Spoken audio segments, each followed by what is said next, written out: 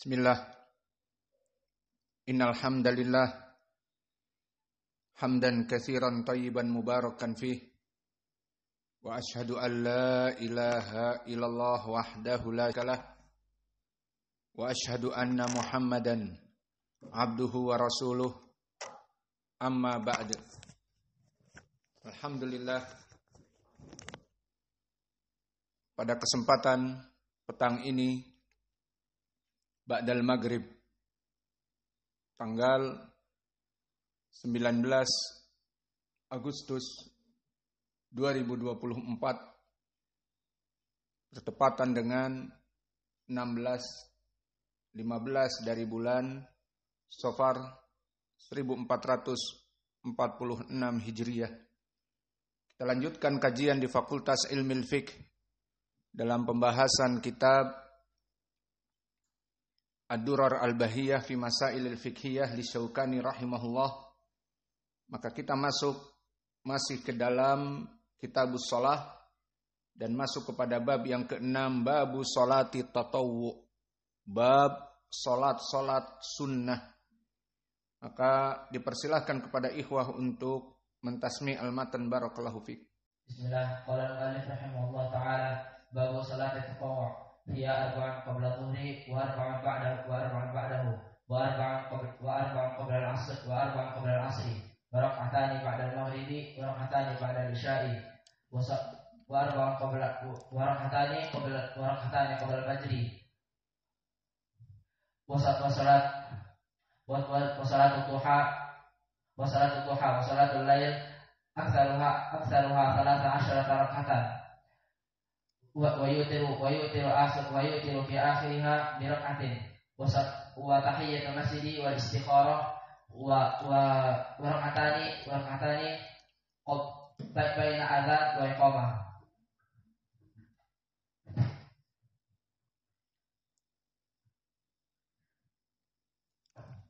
Bismillah, qala al-alif rahimahullah, babu salatul tatawwu ya arba qabla zuhri wa arba qabla ba'dah وأربع قبل العشاء وأربعتان بعد المغرب وأربعتان بعد كيف عشاء وأربع قبل العصر وأربع قبل العصر وأربعتان بعد المغرب وأربعتان بعد العشاء وأربعتان قبل الفجر وصلاة الضحى وصلاة الليل واختارها في عشرة ركعة يوتر في كل بركعة وتحية المسجد والاستخارة وركعتان بين كل أذان وإقامة. Gak ada yang lain. Mana bunda? Gak ada. Yalah Iyal Damas Raya. Bapaknya ada.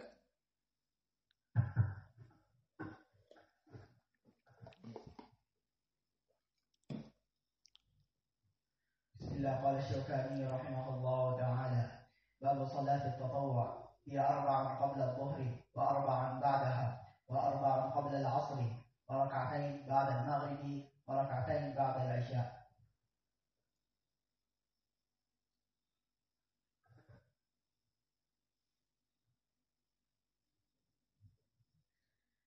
Babu tatawwu babu tatawwu siam.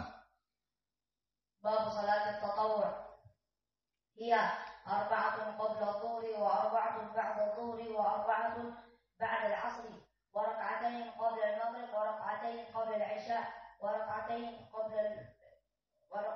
قبل الفجر وصلاة الليل. Bismillah. Qala Syaukani rahimahullahu ta'ala, babu salati tatawwu hiya arba'un qabla dhuhri. Dia adalah 4 rakaat sebelum zuhur, wa arba'un ba'dahu, dan 4 rakaat setelahnya.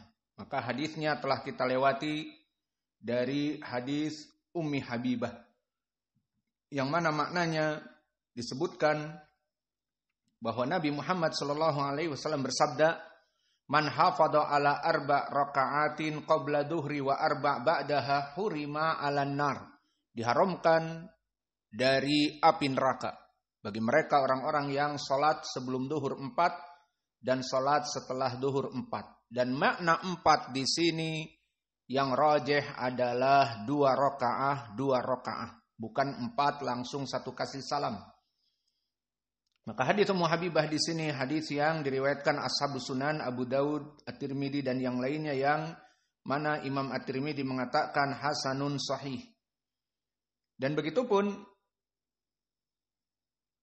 berkata wa arba'un qoblal asr, dan begitupun 4 rakaat sebelum dari asr. Dan ini telah datang hadisnya seperti telah kita sebutkan di pelajaran yang lalu dari Ibni Umar, dan dia dikeluarkan Abu Daud juga dan At-Tirmidzi, dan berkata At-Tirmidzi hadisun gharibun hasan, dohirnya hasanun lidatih. Berkata Ibnu Umar rahimallahu mra'an shalla qoblal asr arba'an. Allah merahmati seseorang yang melaksanakan salat asar 4 rakaat. Dan begitupun warakatan ba'dal maghrib. Di sini dilewatkan oleh penulis dan juga 2 rakaat setelah maghrib. Maka mana sebelum maghribnya dilewatkan atau terlewatkan? Maka pendalilan setelah maghrib di hadis yang diriwayatkan Ashabus Sunan dari Rafi' ibnu Khudaij, irka'u hataini rak'atain fi buyutikum. Maka salatlah 2 rakaat ini di rumah kalian. Di saat Nabi mengatakan kepada para tamunya yang melaksanakan salat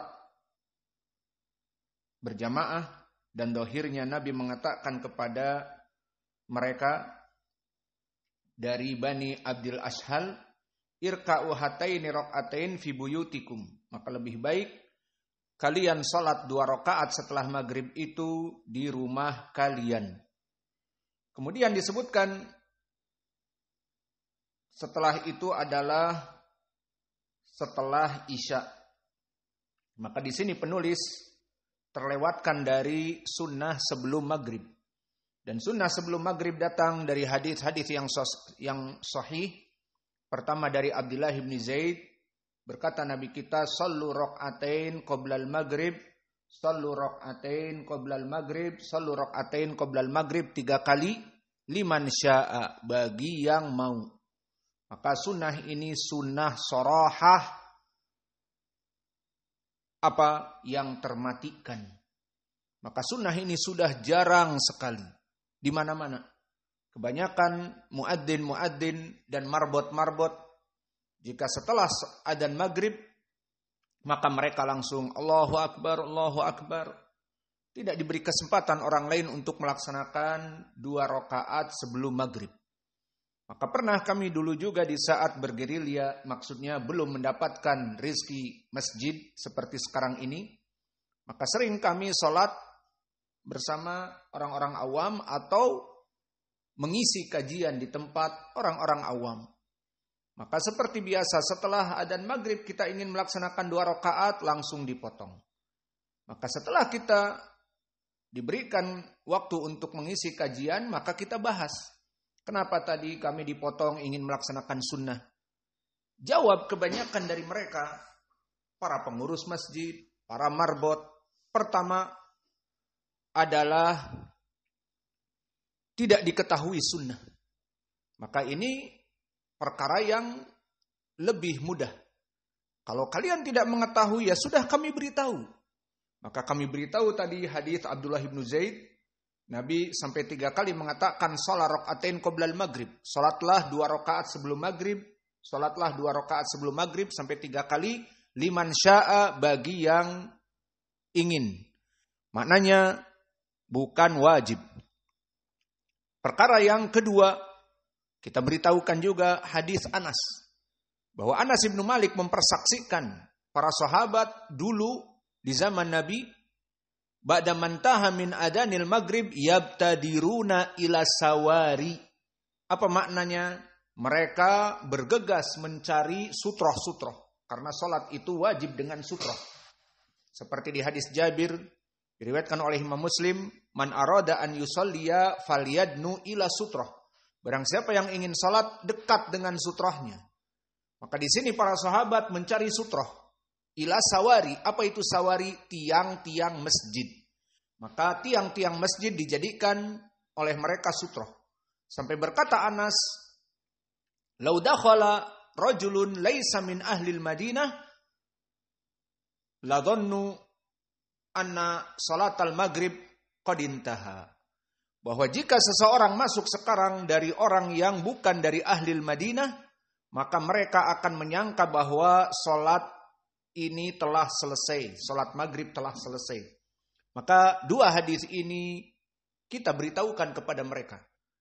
Kemudian jawaban yang kedua, jawaban yang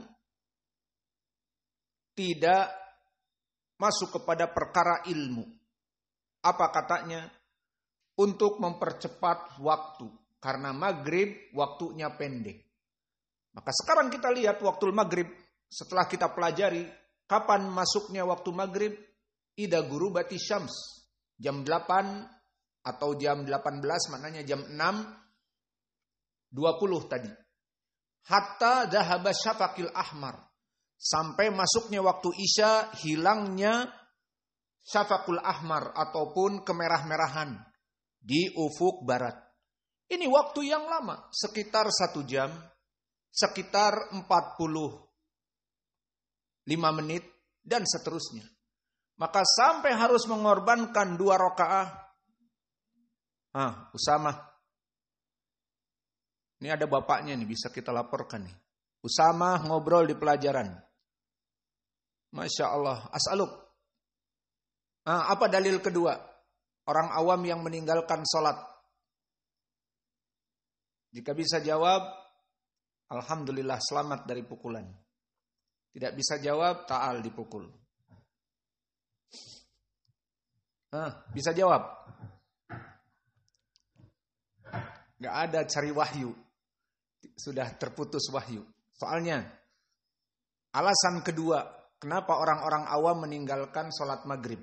Sunnah sebelum maghrib. Habis waktu. Habis waktu. Maksudnya? Karena waktu maghrib terlalu pendek. Baik. Jawaban pertama? Tidak tahu. Tidak tahu. Tahu apa tempe? Al-muhim, alhamdulillah bisa jawab. Kalau tidak bisa jawab, dipukul. Biar bapaknya dengar. Ini kebetulan kita membuat grup streaming sengaja untuk orang-orang yang anak-anaknya belajar dengan kita. Jadi kami harapkan agar mereka terus bisa memantau anak-anaknya, bagaimana hafalannya, bagaimana setorannya, dan juga membuat mereka semangat. Oh, bapakku ada online. Maka serius mendengar dan serius mentasmi. Dan yang ketiga, dijadikan sarana menutup kerinduan. Karena anak kami sudah di sini tidak libur. Hari Id pun belajar. Besoknya tidak ada libur. Pondok kita tidak ada libur semesteran. Seperti di pondok lain, setiap semester ujian, kemudian libur 2 pekan atau 1 bulan. Di sini terus menerus belajar. Sehingga ada dari ikhwah yang di sini setahun belum pulang. Iya ada.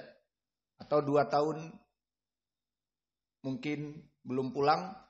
Maka dengan memberikan sarana live di sini agar mereka mendengar anak-anaknya.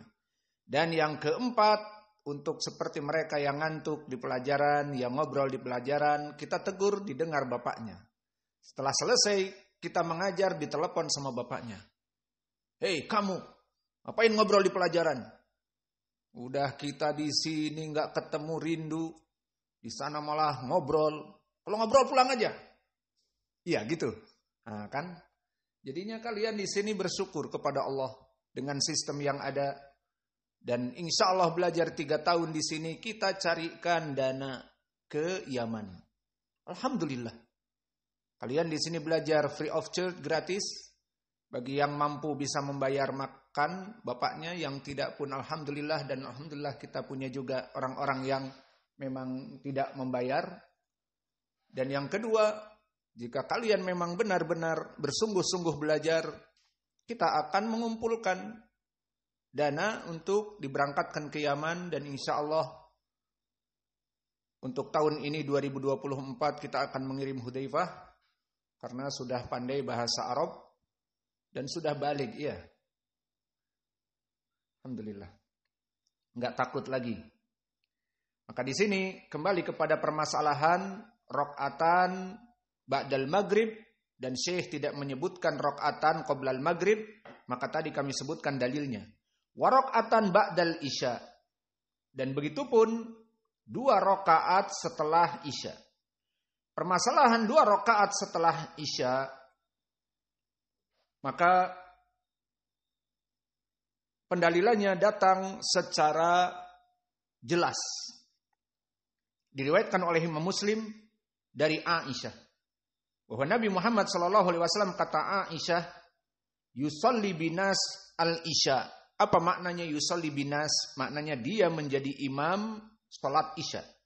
Wa yadkhulu baiti fayusalli rak'atain. Kemudian kata Aisyah, Nabi Muhammad setelah melaksanakan salat isya, dia masuk ke kamarku.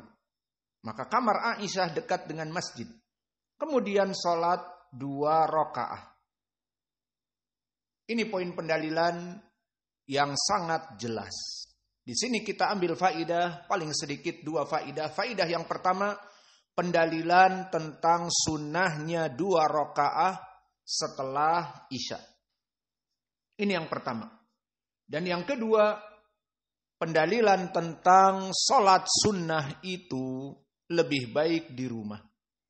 Maka antum mungkin menanya-nanya, ini Ustadz tiap sholat isya nggak pernah kelihatan sholat 2 rakaat. Ataupun setelah duhur. Iya. Ataupun setelah fajar dan asar. Emang nggak boleh. Nah di sini kemana? Kita katakan kita di rumah. Karena itu adalah lebih baik. Seperti hadis yang datang dari Ubadah bin Samit dan yang lainnya. Afdalus sholah fi buyutikum illal maktubah. Sebaik-baiknya kalian sholat itu di rumah. Awas. Untuk siapa di rumah? Untuk mereka yang melaksanakan sholat sunnah. Maka di sini sebaik-baiknya seorang sholat sunnah di rumah. Adapun sholat berjamaah nanti kita bahas, dia wajib di masjid yang rajih. Maka poin pendalilannya di sini, sholat sunnah itu baiknya di rumah. Dan ini dicontohkan oleh Nabi bagaimana Nabi dulu melaksanakan sholat setelah isya dan dia di rumah. Maka oleh sebab itu terjawab sekarang. Ini si Ustadz kalau sholat isya nggak pernah kelihatan. Sholat duhur juga. Tapi kalau sholat maghrib, sebelum pelajaran dia 2 rakaat. Ya, antum lihat kita seperti itu. Kok berbeda? Apa jawabnya? Ya tadi hukumnya sama, lebih baik di rumah. Namun karena kita tidak pulang ke rumah, apakah kita mau belajar maghrib pulang ke rumah dulu? Habis waktu. Apalagi di rumah, nanti sama istri, tar dulu, duduk dulu, minum dulu, bla bla bla. Nyai dulu, ngopi dulu, ngindomi dulu, ngindomi. Akhirnya datang ke sini menjelang isya. Ya sudah, berarti di masjid terus. Nah, kalau di masjid terus, berarti sholat sunnah di masjid. Fahimtum? Jadi itu jawaban kita. Kayak tadi kita sholat maghrib, setelah maghrib di sini kan, di masjid. Karena ada kajian. Kalau tidak ada kajian, pulang. Lebih baik sholat di rumah. Maka ini dari sunnah. Maka ini faidah yang kedua dari hadis ini. Faidah pertama tentang masru'iyah 2 rakaat setelah maghrib. Dan yang kedua tentang sholat sunnah sebaiknya dilaksanakan di rumah. Tinggal permasalahan sekarang. Sebelum isya. Nah ini yang mungkin butuh dibahas. Kenapa sebelum isya kebanyakan setelah pelajaran kok kadang-kadang langsung diiqamatis shalah? Maka untuk permasalahan sebelum isya tidak ada dalil yang khusus. Seperti tadi, qoblal maghrib disebutkan, ba'dal maghrib, dan juga ba'dal isya. Namun untuk sebelum isya maka tidak ada dalil yang khusus. Lalu bagaimana pendalilannya? Boleh apa tidak kita melaksanakan sholat 2 rakaat sebelum isya? Tentu boleh-boleh saja. Tapi mana dalilnya? Tidak ada khusus, adanya dalil am, bersifat general, bersifat umum. Apa itu? Hadis yang muttafaqun alaih, diriwayatkan oleh Abdullah ibnu Mughaffal, bahwa Nabi Muhammad sallallahu alaihi wa ala alihi wasallam bersabda, "Baina kulli adanain shalah." Baina kulli adanain shalah liman syaa. Maknanya setiap antara 2 adzan, memakna al-adzanain, antara adzan dengan iqamah. Seperti contohnya, sekarang setelah kita selesai pelajaran, al-muadzin yuadzin, maka muadzin akan mengumandangkan ba'dal isya. Kemudian setelah itu kita selesai pelajaran, maka akan iqamatus shalah, itulah hadis tadi.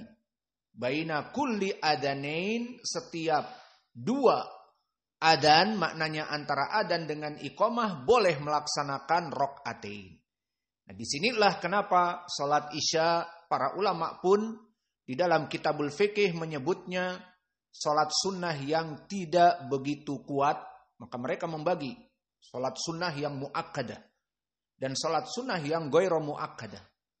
Maka di sini diantaranya sholat isya sebelum isya, karena memang dalilnya bersifat umum. Tidak ada dalil khusus seperti sebelum maghrib dan juga sebelum asar di hadis Ibnu Umar dan yang lainnya. Maka inilah dari permasalahan yang kita bahas tentang permasalahan sebelum isya. Maka kenapa kalian mungkin bertanya-tanya, kok kenapa kita ya sebelum isya kadang-kadang Ustadz melewatkan. Setelah pelajaran panjang jam 8 kemudian al-muadzin yuadzin, setelah adzan beberapa menit, 1 menit, 2 menit, ayo kita salat isya. Itulah. Tapi kadang-kadang kita biarkan. Dan ada ikhwah yang salat sebelum isya, bagus. Tadi dalilnya. Maka selesai dari permasalahan salat ba'dal isya. Maka di sini kesimpulannya penulis tidak menyebutkan qoblal isya dan tidak menyebutkan qoblal maghrib. Maka ini dari kekurangan Asy-Syaukani rahimahullah. Maka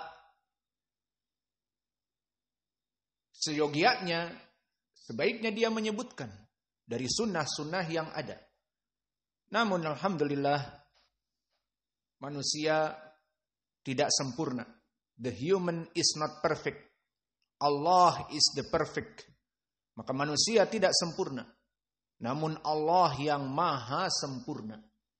Maka permasalahan seperti ini, seperti kita yang mensyarah, menambahkan dari apa yang kurang. Maka kita di sini sebagai pensyarah memberikan ta'awun alal birri wa taqwa, memberikan dalil-dalil yang kurang dari kitab. Alhamdulillah. Selesai tentang permasalahan salat isya sebelum dan sesudah kami sebutkan tadi. Dan maghrib sebelum dan sesudah, meskipun penulis di kitab hanya menyebutkan setelah isya dan setelah maghrib, namun kita berikan dalil sebelum maghrib dan sebelum isya juga. Maka di sini pensyarah juga bekerja sama dalam kebaikan. Wa ta'awanu 'alal birri wa taqwa. Kemudian berkata penulis, wa raka'atan qabla salatil fajri, dan 2 rakaat sebelum salat fajr. Maka untuk 2 rakaat sebelum salat fajr banyak sekali hadis-hadis tentang apa keutamaannya. Pertama dari keutamaannya di hadis yang diriwayatkan berkesendirian Imam Muslim dari Aisyah, bahwa Nabi Muhammad sallallahu alaihi wa ala alihi wasallam berkata, rakaatan qablal fajri khairun minad dunya wa ma fiha. 2 rakaat sebelum salat fajr yang dilakukan di rumah, kalau memang masjidnya dekat dan tidak terlambat, lebih baik di rumah sunnah. Seperti tadi keutamaan salat sunnah di rumah. Maka 2 rakaat ini lebih baik daripada dunia dan seisinya. Maka lafaz-lafaz seperti ini menunjukkan tentang keutamaan dari sholat tersebut. Seperti contohnya sholat witir juga. Di dalam hadis-hadis yang banyak, fa innallaha qad amaddakum sholatal witri wa hiya khairun min humrin na'am. Sesungguhnya Allah telah mensyariatkan sholat witir kepada kalian, yang mana sholat witir itu lebih baik daripada kamu diberi unta merah. Maka di sini pun sama seperti tadi hadits Aisyah, di saat Nabi mengatakan sholat witir yang kalian lakukan meski 1 rakaat di malam hari, itu lebih baik daripada kamu mendapatkan unta merah. Direkenkan oleh Nabi, dimisalkan oleh Nabi, bahwa unta merah, kenapa? Karena unta merah adalah lambang supremasi dari keberuntungan dan kekayaan seseorang.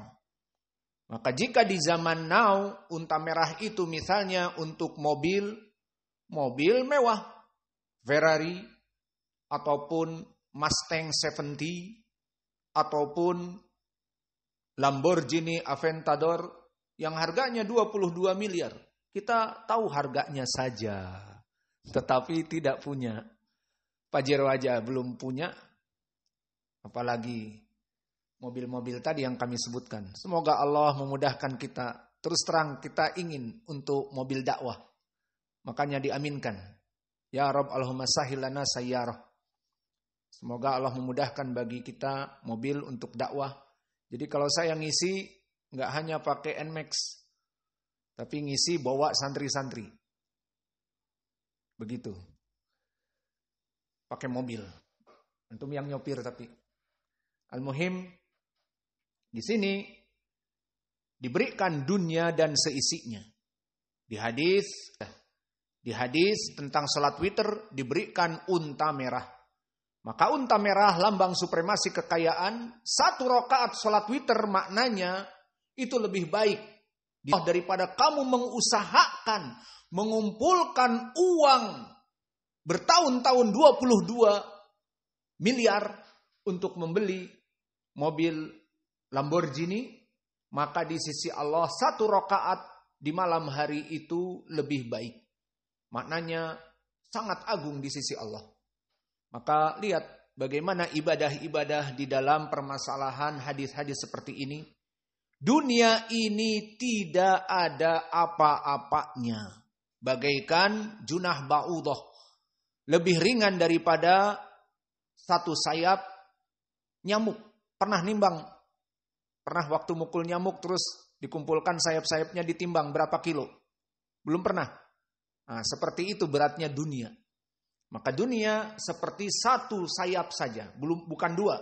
1 sayap dari nyamuk. Kalau nyamuknya Aedes aegypti lebih berat, sama tetap. Berat atau ringan, dia tidak ada apa-apanya. Maka di sini kesimpulannya barakallahu fikum, kita harus bersyukur atas nikmat Allah yang Allah berikan kepada kita. Maka jangan marah kalau kita setelah selesai adzan awal mencatat kalian yang tidak sholat malam atau ketiduran dipukul. Karena kita ingin kebaikan. Agar kalian sholat malam dan mendapatkan lebih daripada unta merah dalam 1 malam. Mendapatkan unta merah. Malam besoknya mendapatkan bagaikan unta merah terus menerus. Dan begitu pun 2 rakaat sebelum fajar lebih dari itu. Lebih daripada unta merah disebutkan. Lebih baik daripada dunia dan seisinya. Maka orang-orang yang tidak diberikan taufik oleh Allah kebalik. Di mana mereka mengejar dunia. Sampai sholat wajib pun tidak sholat. Seperti dulu. Kita melihat tukang-tukang yang dulu. Bukan tukang zaman now. Tukang dulu tidak pada sholat. Pas adzan pada kabur. Yang membangun WC. Setelah adzan kita belajar balik lagi. Pada sembunyi di mana? Ada yang sembunyi di WC, ada yang sembunyi di cor-coran, di atapnya, dan seterusnya. Menghilang waktu adzan. Seperti hadis yang muttafaqun alaih dari Abi Hurairah, inna syaitan idza sami'an nida yamshi wala hudurat atau yajri wala hudurat. Bahwa syaitan jika mendengar adzan, dia lari terbirit-birit dan terkentut. Kentut. E-nya epepet. Orang-orang Sulawesi, kentut. Maka orang Jawa kentut. Maka mereka tergopoh-gopoh. Mendengar adzan. Gak tahu sembunyi. Pas ketemu, ayo Pak sholat dulu. Celana kotor. Alasan klasik. Celana kotor, ada sarung. Gak usah lah. Ngerepotin. Alasan yang klasik. Maka mereka keadaannya Allah musta'an. Dunia dibalik. Dia mengejar dunia. Bahkan overtime. Kerja setelah sebelum maghrib selesai. Tambah lagi ba'dal maghrib sampai tengah malam. Sampai midnight. Itu namanya overtime. Maka tambah overtime untuk apa? Mendapatkan dunia. Dan sholat ditinggalkan. Dan puasa pun begitu. Kita pernah dulu juga mendapati. Ada orang jauh-jauh datang dari Batu Sangkar. 3 orang. Untuk mengecat masjid. Ingat. Kemudian tidak puasa. Maka akhirnya kita usir. Dan alhamdulillah Allah gantikan dengan orang yang lain. Jadi tidak puasa, tidak sholat, iktikaf di kamar. Setelah kita selesai belajar ataupun sholat, maka mereka ngechat. Pas menjelang adzan hilang. Tidak puasa dan tidak sholat. Allahul musta'an. Kesimpulannya, berapa dari manusia Allah tidak memberikan taufik, maka mereka mengejar dunia terbalik. Akhirat ditinggal dan dunia yang mereka kejar. Adapun alhamdulillah kita di sini, kita mudahkan melaksanakan sholat 2 rakaat sebelum fajar, yang mana itu semua kalian kumpulkan untuk mendapatkan dunia dan seisinya. 2 rakaat ini lebih baik. Dan juga di dalam hadis tadi, salat witir 1 rakaat bagaikan mendapatkan Lamborghini ataupun Mustang dan yang lainnya dari mobil-mobil mewah misalnya. Maka dunia ini di sisi Allah tidak ada harganya. Maka dengan salat witir 1 rakaat itu lebih baik. Dan melaksanakan 2 rakaat sebelum fajar itu lebih baik daripada dunia dan seisinya. Maka kita harus bersyukur kepada Allah, di mana Allah memudahkan ini semua. Dan inilah yang menyebabkan secara tidak langsung Allah menjayakan kita. Allah memudahkan rizki kita.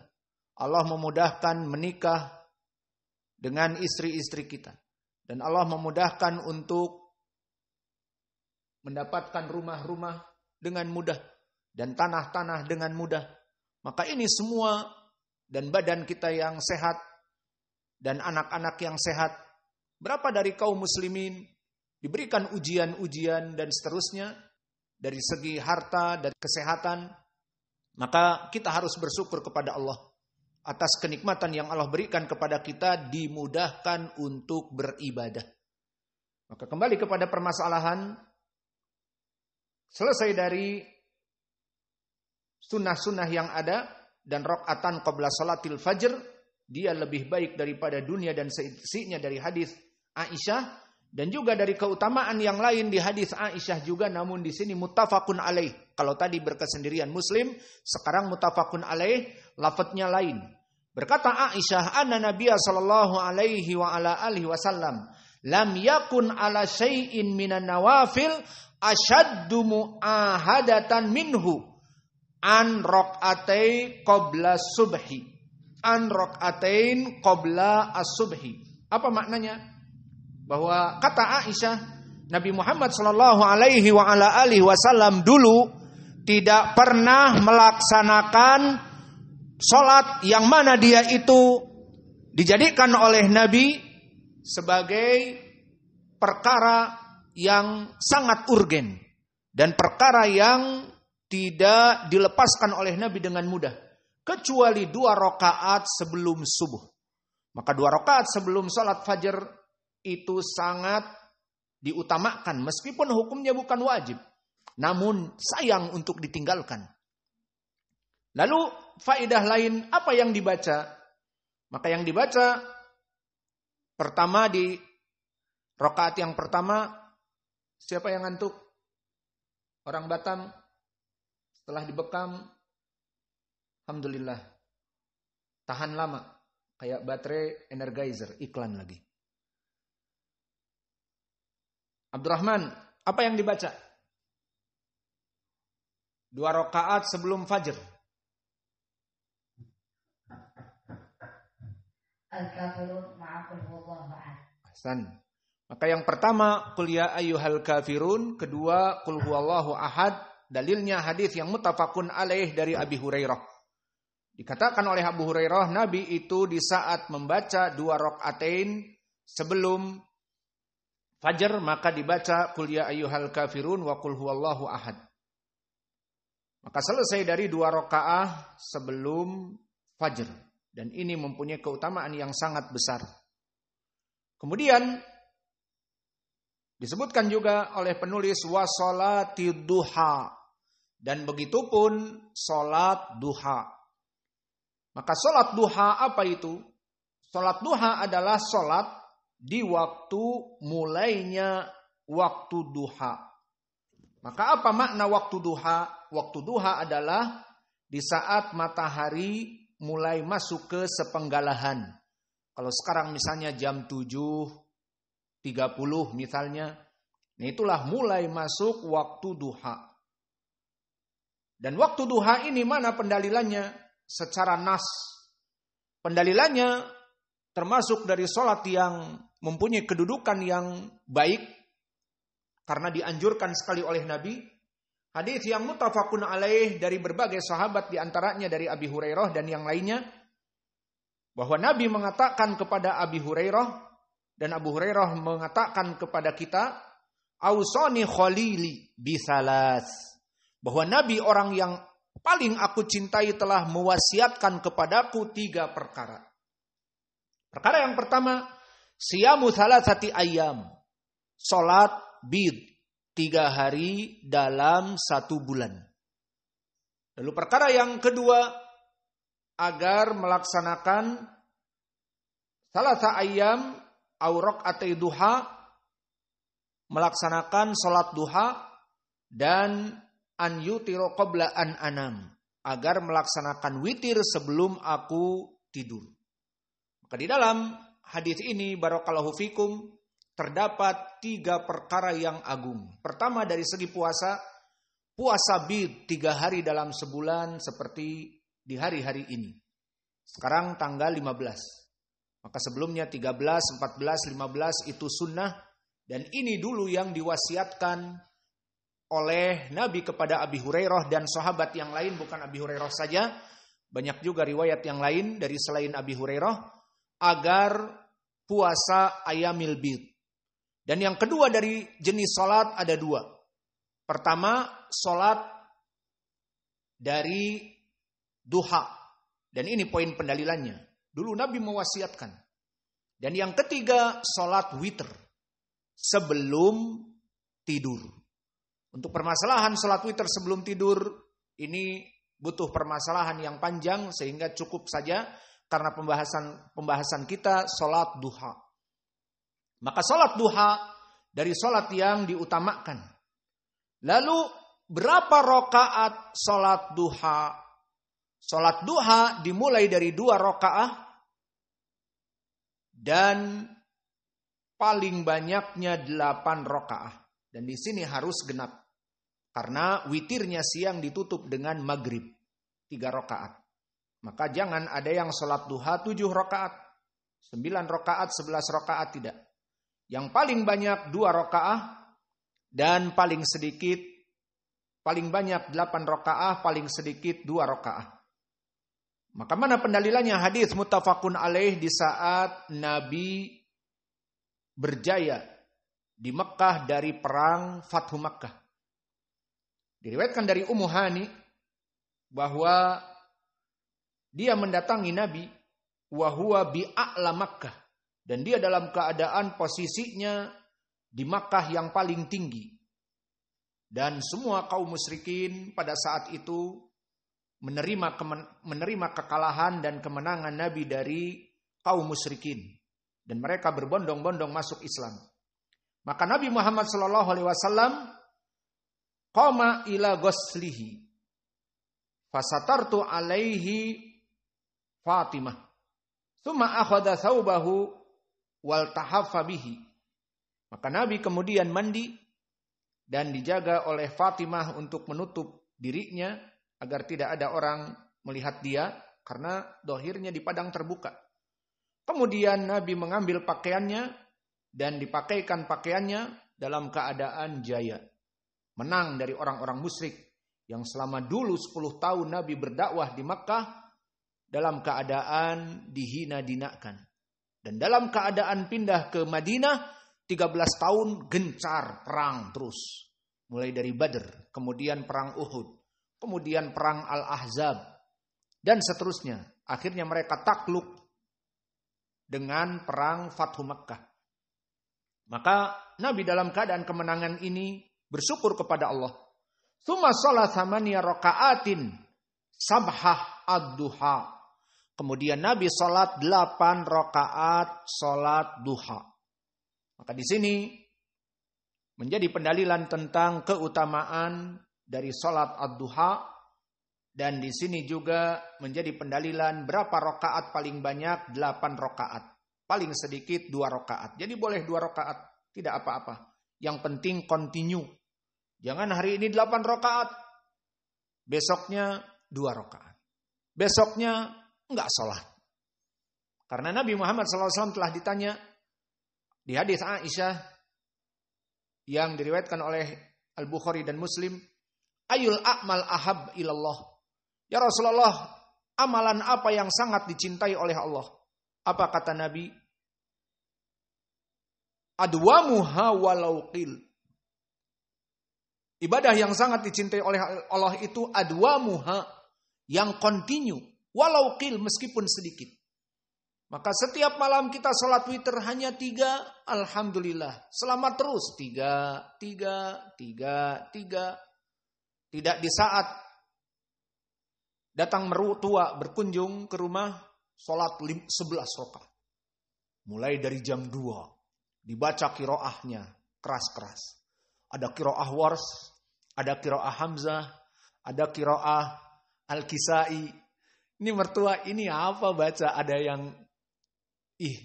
Al-Imalah Kubro, ada yang dibaca dalam taklil. Al-Muhim 11 rakaat. Kemudian mertuanya pulang, sholat 3 rakaat. Besoknya lagi sholat 1 rakaat. Besoknya lagi malam-malamnya tidak sholat malam. Ini tidak baik. Maka ada mertua, tidak ada mertua sholat 3 rakaat atau 5 rakaat, selama dia itu terus menerus, Nabi telah mengatakan amalan yang paling dicintai oleh Allah adalah adwamuha walau qil. Maka continuity meskipun dalam keadaan sedikit, namun kontinuitas ini yang paling diinginkan. Lalu pertanyaan lagi di sini, kapan sholat duha itu lebih baik? Maka telah datang hadis dari Zaid ibnu Arqam, dan ini telah terulang diriwayatkan oleh Imam Muslim, bahwa Nabi melewati Masjid Quba. Dan di situ didapati orang-orang dalam keadaan sholat duha. Maka Nabi mengatakan, sholatul awabin ida romidatil fisol. Di riwayat hina romadol fisol, autumridul fisol. Apa maknanya? Sholatul awabin maknanya sholat orang-orang yang bertaubat kepada Allah. Maka sholat duha digelari orang-orang yang bertaubat kepada Allah. Maka ini keagungan sholat duha, di mana bukan wajib dan sunnah, tetapi kebanyakan dari mereka dilaksanakan oleh orang-orang yang derajatnya tinggi. Orang-orang yang kembali kepada Allah. Maka apa? Kata Nabi, waktu terbaik, hina tumridul fisal. Apa makna tumridu? Tumridu diambil dari Ramadan. Maka bulan Ramadan diambil dari Ramadan. Diambil dari ini juga sama. Kenapa bulan Ramadan dinamakan Ramadan? Karena pada saat itu Ramadan. Apa itu Ramadan? Ramadan adalah tanah. Tanah di padang pasir dan kerikil-kerikil membara. Karena sengatan matahari yang sangat keras. Maka antum mungkin duhur di Damas Raya, di saat keluar waktu duhur, acara cuaca dalam keadaan cerah, maka di sini dalam keadaan panas, namun tidak begitu menyengat. Namun jika antum di Saudiyah atau di Madinah, maka sangat menyengat, panas. Maka makna Ramadan adalah bulan di mana titik kepanasannya itu di padang pasir sangat tinggi, dinamakan Ramadan. Maka lihat, Allah mewajibkan puasanya di bulan Ramadan di saat tinggi. Maka disebutkan di hadis yang lain, min ashabi Rasulillah, sahabatnya, man soma syahrus sabr wa thalathati ayyam fi syahr yudhibu wagros sadr. Maka barang siapa yang seseorang berpuasa as-sabr, dilaqabi puasa Ramadan, puasa sabar. Karena pertama 30 hari atau 29 hari, kedua panasnya puncak-puncaknya. Bukan di bulan-bulan dingin dan seterusnya. Alhasil itu makna Ramadan. Maka di sini hatta turmidu, maknanya sampai merasa kepanasan. Siapa? Al-fisol. Al-fisol adalah anak-anak unta. Maka unta-unta yang berkeliaran seperti di padang pasir, orang-orang yang nomaden yang mempunyai unta. Unta-unta itu di Arab, terutama di zaman ini hadis, tidak ada peneduh. Seperti kita, banyak pohon-pohon di bawah pohon karet, di bawah pohon sawit, di bawah pohon bla bla bla, bawah pohon jengkol bahkan lebih rendah dan lebih menaungi, di bawah pohon nangka. Di sana tidak ada pohon. Mau menyandarkan kita ke bayangan siapa? Bayangan dirinya. Masa kita menyandarkan ke bayangan diri kita? Atau paling botol minum.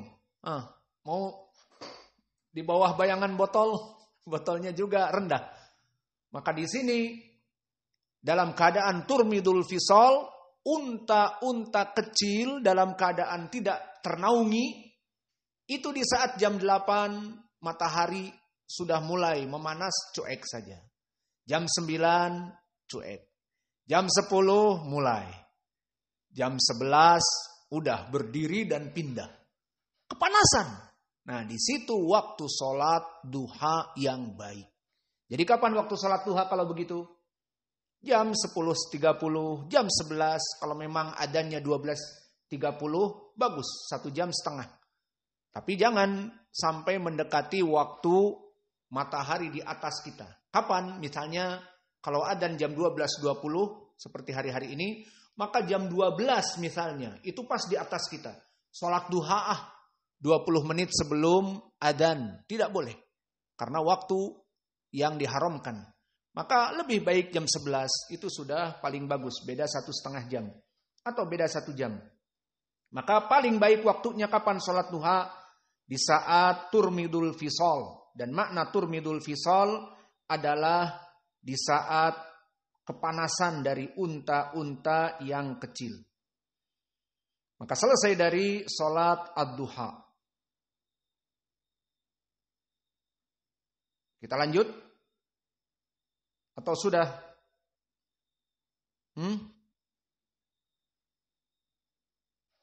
Baru 41. Wassalatul lail. Dan begitu pun sholat malam. Apa maknanya sholat malam? Sholat malam di sini maknanya adalah sholat yang dilaksanakan di malam hari. Dan dinamakan dengan sholat genap dan witirnya. Maka dinamakan sholat witir. Dan sholat ini mempunyai keutamaan di sisi Allah. Dan telah datang keutamaannya juga hadis yang lain. Di antaranya hadis Abi Ayyub Al-Ansari. Faman ahabba an yutira bi khamsa falyaf'al. Wa man ahabba an yutira bi thalath falyaf'al. Wa man ahabba an yutira bi wahidah falyaf'al. Maka di hadis ini disebutkan bahwa sholat witir macam-macam. Mau 3, mau 5, mau 1. Maka sholat malam ini Salat witir ini ada 3, ada 1, ada 5, ada 7, na'am, ada 9, na'am. Maka dia adalah salat ganjil yang mana genapnya nanti diganjilkan menjadi salat witir. Dan ini dulu Nabi Muhammad SAW salat witir tidak pernah meninggalkannya. Bahkan di dalam hadis yang diriwayatkan oleh Imam Al-Bukhari dari Ibnu Umar, karena Rasulullah SAW yutiru ala rahilatihi, bahwa Nabi meskipun dia safar, tetapi dia tidak pernah meninggalkan salat malamnya, terutama witir. Saking agungnya salat witir. Lalu salat malam komplit dengan paketnya witir itu berapa rakaat? Boleh 2 tambah 1 jadi 3. Boleh 2, 2, 4 tambah 1 jadi 5. Boleh 2, 2, 2, 6 tambah 1 jadi 7. Boleh 2, 2, 2, 2, 2, 8 tambah 1 jadi 9. Boleh 2, 2, 2, 2, 2, 10 tambah 1 jadi 11. Dan inilah salat malam ditambah 1 witir. Inilah dari salat tahajud atau salat witir. Dan di bulan Ramadan dinamakan salat tarawih ataupun qiyamul lail. Ini sama saja. Baik di Ramadan dinamakan tarawih, qiyamul lail. Baik di malam-malam biasa dinamakan salat tahajud, salat witir. Mana dalil? Paling banyak berapa? Paling banyak 11 rakaat dan boleh ditambah 2 rakaat sebagai muqaddimah. Maka mana pendalilannya tidak lebih dari 11 rakaat? Hadis. Yang mana hadis ini datang dari Aisyah. Yang mana ditanya Aisyah, "Ya Ummul Mukminin, wahai Ummul Mukminin, kaifa kana Rasulullah sallallahu alaihi wasallam yusalli bil lail?" Bagaimana dulu Nabi salat malam dan jumlahnya? Dikatakan kana Rasulullah sallallahu alaihi wa ala alihi wasallam yusalli bil lail sawa'un kana fi Ramadan aw ghaira Ramadan la yazid an ihda asrata rakaah. Bahwa Nabi dulu salat malam di bulan Ramadan atau di bulan selain Ramadan, dia tidak pernah lebih dari 11 rakaah. Dan nanti ada pembahasan boleh lebih dari 2 rakaat boleh. Ditafsirkan oleh para ulama, pertama muqaddimah. Dan telah datang hadis muqaddimah bahwa Nabi dulu sebelum melaksanakan salat yang panjang dari salat lail, Nabi melaksanakan rakaatain khafifatain, 2 rakaat yang ringan. Qul a'udzu birabbin nas misalnya, qul huwallahu ahad. Baru setelah itu 11 rakaat yang panjang dan lama. Kemudian juga salat witir ini bagaimana? Salat malam itu perlu diketahui 2 rakaat, 2 rakaat. Jadi kalau ingin salat dari witir yang 1 maka 2 rakaat kemudian 1. Jika ingin 5, 2 rakaat, 2 rakaat, 4 jadi tambah 1, 5. Itu yang umumnya. Sesuai dengan hadis Ibnu Umar yang diriwayatkan muttafaqun alaih, salatul lail masna masna. Fa in khifta an tadkhula ilal fajri fawahidatun tutiru ma qablaha. Maknanya salat malam itu 2 rakaat, 2 rakaat, 2 rakaat, 2 rakaat. Kemudian jika sudah mulai mendekati fajar dan kamu takut sekarang mau salat sunnah lagi tapi fajar, ya sudah. Salat yang 1 dinamakan witir, menutup dari genap-genap yang terdahulu. Maka ini dari sunnahnya salat malam. Dan inilah sekarang faidah. Tadi Ustadz menyebutkan dalil tentang keutamaan salat malam dari hadis Abi Hurairah bahwa Nabi mewasiatkan kepadaku agar salat malam witir sebelum tidur. Nah, di sini pertanyaan, mana yang paling baik? Salat malam itu sebelum tidur atau setelah tidur? Jawabannya tafsil. Apa tafsil maknanya? Terperinci. Jawaban yang pertama, melihat kepada kaum muslimin ini. Bagaimana sifatnya dia? dia sifatnya kalau sudah nempel molor, pelor. Jadi dia kalau sudah nempel salat Isya terus makan, gak bangun kecuali adzan yang kedua. Nah, kayak siapa yang nyengir-nyengir? Nah itulah. Nah seperti ini, ambil hadis ini lebih baik. Seperti Abu Hurairah, dohirnya wallahu alam, Nabi mewasiatkan seperti itu. Aku wasiatkan agar sholat witir sebelum kamu tidur. Ini lebih selamat. Bagi mereka yang sudah sholat Isya ngantuk, makan pun dalam keadaan mermelek, kemudian dah tidur. Sampai adzan kedua. Alhamdulillah udah sholat. Taib. Dan salli sebelum tidur. Ini hadis bisa dipakai untuk mereka orang-orang yang memang tipenya seperti ini. Namun di sana ada manusia yang mudah bangun malam. Meskipun dia begadang sampai jam 2, begadang sampai jam 1, begadang dari jam 9 tidur, bukan begadang kalau itu. Maka di sini dia begadang sampai jam 12 misalnya tidur, itu jam 4 sudah bangun biasa. Maka di sini, jika memang keadaannya terbiasa dia bangun sebelum fajar, setengah jam ataupun 1 jam, maka lebih baik dia mengakhirkan. Kenapa? Datang nas hadis. Di hadis Jabir. Fa inna salata akhiril lail afdol min awaliha li'annaha tushhadu. Maka jika mampu kalian salat malam diakhirkan lebih baik daripada orang yang salat malam di awal. Kayak tadi hadits Abi Hurairah diwasiati salat di awal. Dohirnya apa? Agar mudah bagi Abi Hurairah untuk salat di awal. Adapun jika mampu dia untuk salat malam dan terbiasa jam 4 bangun, jam 3 bangun, maka bagi dia lebih baik salat di malam. Karena apa di hadis Jabir tadi? Fa innaha tushhad, karena dipersaksikan. Tentunya di sini dipersaksikan oleh Allah, maksudnya Allah mempersaksikan kita kapanpun. Namun maknanya ada kelebihan apa? Di hadis yang muttafaqun alaih dari Abi Hurairah, innallaha yanzilu fi kulli lailatin ila sama'i dunya fi thuluthil lail al-akhir. Faqala man yad'uni fa astajibu lah wa man yatlubu li aw wa man sa'alani fa ajibu lahu wa man yastaghfirali aghfiralah. Maka Allah turun di sepertiga malam terakhir ke langit dunia dan mengatakan, siapa yang meminta maaf kepadaku, aku ampuni.